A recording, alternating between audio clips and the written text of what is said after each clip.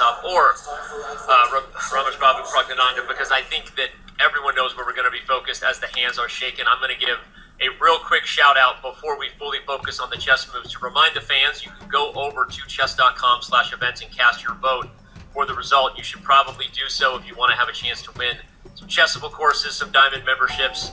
Go over and do it. You can vote before move 10 as someone is standing in front of a camera. First cameraman blocking a camera of the day. Robert, you win the prop bet. There you go. Abasov Praggnanandhaa was the only decisive game of the round, and Praggnanandhaa won from the black side of a King's Indian defense.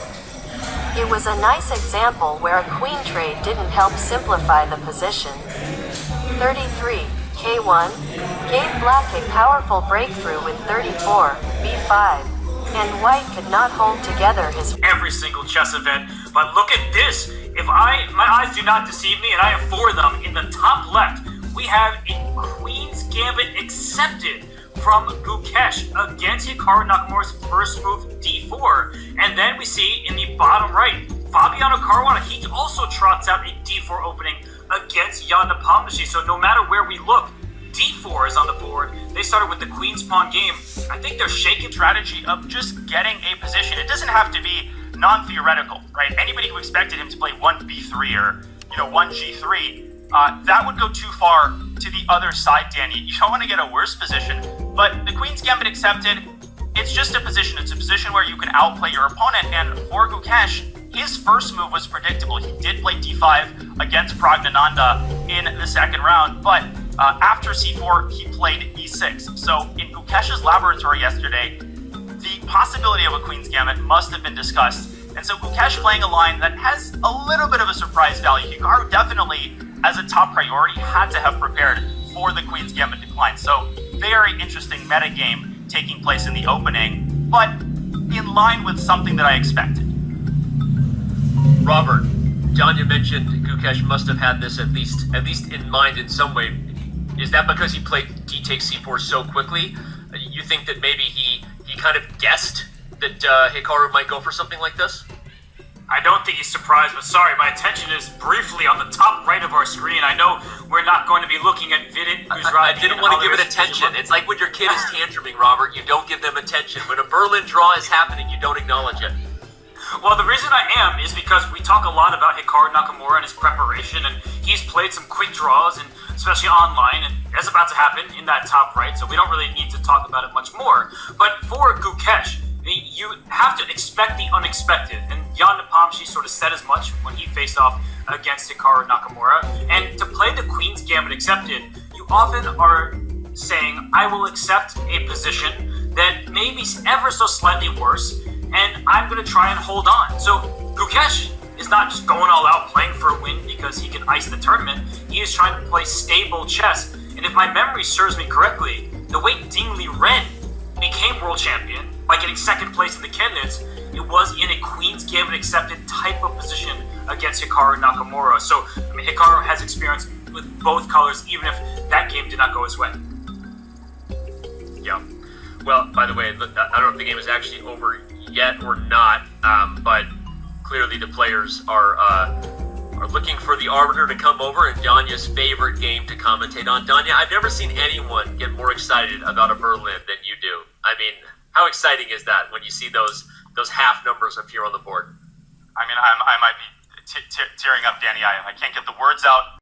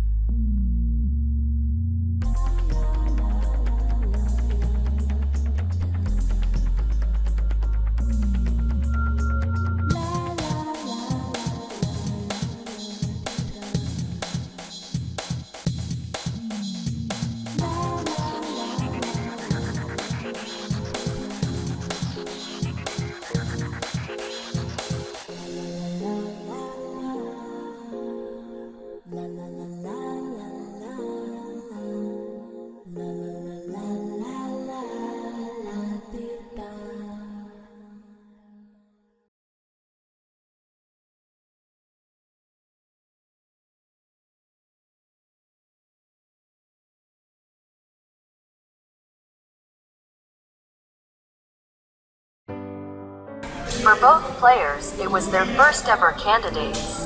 For Praggnanandhaa, it's a decent end to a tournament that at one point looked promising. He finishes on 50% and loses a fraction of 1 rating point. Even Abasov knew he was in for a hard time. In this format, he is the third player ever to not win a single game. After GM Anish Giri and GM Veselin Topalov in 2016,